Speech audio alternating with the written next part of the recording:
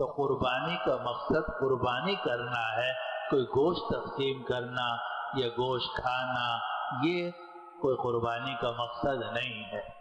اللہ سبحانہ و تعالی نے یہی بات اس آیت کے اندر ارشاد فرمائی جو بھی میں نے سورۃ الحج کی آپ کے سامنے پڑھی تھی کہ لن ینال اللہ لحومها ولا دماؤها، کہ ان جانوروں کا خون اور ان کا گوشت اللہ کے ہاں نہیں پہنچتا، ولکن ینالہ التقوی منکم، لیکن اللہ کے پاس وہ تقوی پہنچتا ہے جو دل میں ہوتا ہے۔ اور آپ جانتے ہیں کہ تقوی جو ہے وہ گردن میں نہیں ہوتا، تقوی جو ہے وہ دل میں ہوتا ہے۔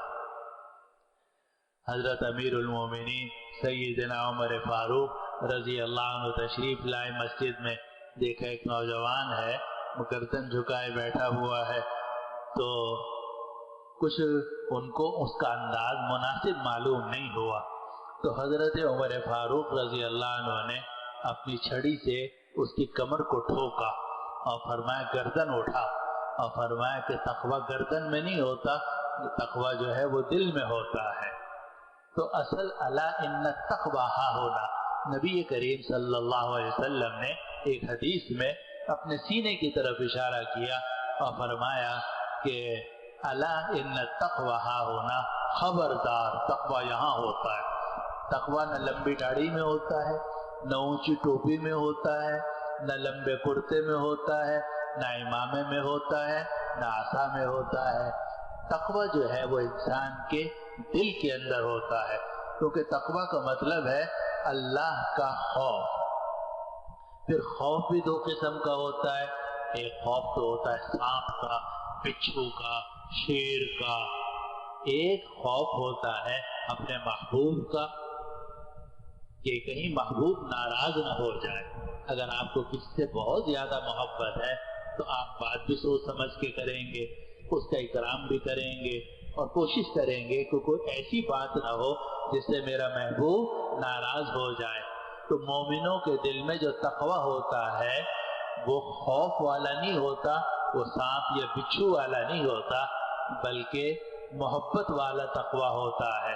اور اسی کو شریعت کی زبان میں خشیت کہتے ہیں۔ کہتے ہیں خشیت جو اللہ کی خشیت ہوتی ہے اس میں محبت کی ملونی ہوتی ہے، محبت 70-80% ہوتی ہے، اور اللہ کا جو خوف ہے خشیت ہے وہ 20-30% ہوتی ہے۔ تو محبت ہوتی ہے کہ میرے پروردگار نے مجھے پیدا کیا، مجھے ہاتھ پاؤں عطا کیے، چلنے پھرنے کی قوت عطا کی، مجھے مسلمان بنایا۔ جب میں پیدا ہوا میرے پاس کچھ بھی نہیں تھا، آج میری عمر 60 سال ہے، میرے پاس سواری بھی ہے، بیوی بچے بھی ہیں، اور یہ بھی ہے اور وہ بھی ہے۔ میرے پروردگار نے مجھے کتنی نعمتیں عطا کی ہیں۔ اب یہ محبت پیدا ہوتی ہے اللہ تعالیٰ سے، پھر اس کے ساتھ خشیت پیدا ہوتی ہے کہ ایسا نہ ہو کہ اللہ ناراض ہو جائے، اور اللہ نے دنیا میں جو نعمتیں دی ہیں ایسا نہ ہو کہ یہ نعمتیں چھین لیں، یا اللہ تعالیٰ نے دنیا میں تو نعمتیں دی ہیں مگر آخرت میں ہمارا معاملہ خراب ہو جائے یا میدان محشر میں خراب ہو جائے۔ یہ خشیت ہوتی ہے جو محبت کے ساتھ ہوتی ہے، اور اسے تقوی کہتے ہیں، اور یہ تقوی دل میں ہوتا ہے۔ تو قربانی جو ہے وہ اصل میں نام ہے اللہ تعالیٰ کی محبت اور خشیت کا، اور اس بات کا کہ ہم اپنی سب چیزیں اللہ کے راستے میں قربان کرنے کا جذبہ رکھیں۔